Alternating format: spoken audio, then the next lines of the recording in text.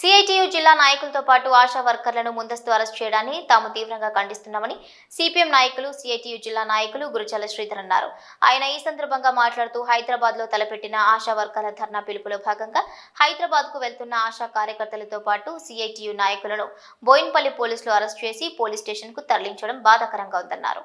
దీన్ని బట్టి చూస్తే రాష్ట్రంలో పచ్చి ఎమర్జెన్సీ కాలం కొనసాగుతోందన్నారు.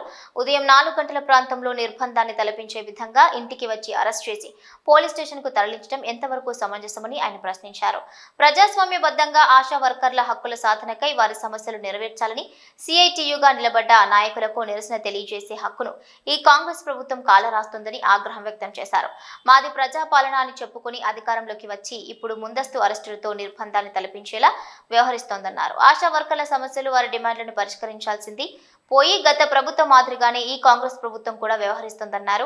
ఇదిలాగే కొనసాగితే రాబోయే రోజుల్లో బీఆర్ఎస్ ప్రభుత్వానికి పట్టిన గతే కాంగ్రెస్ ప్రభుత్వానికి కూడా పడుతుందని ఆయన హెచ్చరించారు.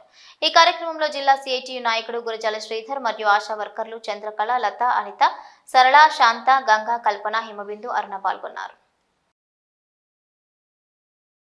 రాష్ట్ర ప్రభుత్వం ఉప్పు పాదం లెక్క అణచివేసే విధంగా ఉదయం 4 గంటలకే ఎక్కడో అక్కడక్కడ ఆశా వర్కర్లను, జిల్లా సిఐటి నాయకులను అక్రమంగా తీసుకొచ్చి ఇప్పుడు మధ్యాహ్నం 12 దాకా స్టేషన్లో ఉంచడం అనేది ఈ ప్రభుత్వానికి సిగ్గుమాలిన చర్యగా భావించాలి. మరి ఎందుకంటే ఈ మాది ప్రజాపాలన అని చెప్పుకుంటున్న కాంగ్రెస్ ప్రభుత్వం గత ప్రభుత్వం మీద విమర్శించిన ఈ ప్రభుత్వం మరి ఆ ప్రభుత్వం చేసిన విధానాలనే ఈ ప్రభుత్వం కూడా అవలంబిస్తుందంటే మరి ఇది ప్రజాపాలన ఎట్లా అని చెప్పి అర్థం చేసుకోవాలి. మరి కార్మిక వర్గం కూడా ఒకసారి ఆలోచించుకోవాలి. మరి ఇలా రేవంత్ రెడ్డి ప్రభుత్వం మాది అందరి పాలన, కార్మికుల పాలన, ప్రజాపాలన, మేము అందరికీ న్యాయం చేస్తామని చెప్పుకుంటున్న ఈ ప్రభుత్వం మబ్బుల 4 గంటలకే తీసుకొచ్చి పెట్టడం అనేది ఇది అనైతిక చర్యగా భావిస్తున్నాం. ఇది సిగ్గుమాలిన చర్యగా సిఐటి పక్షాన ఇది తీవ్రంగా ఖండించడం జరుగుతుంది.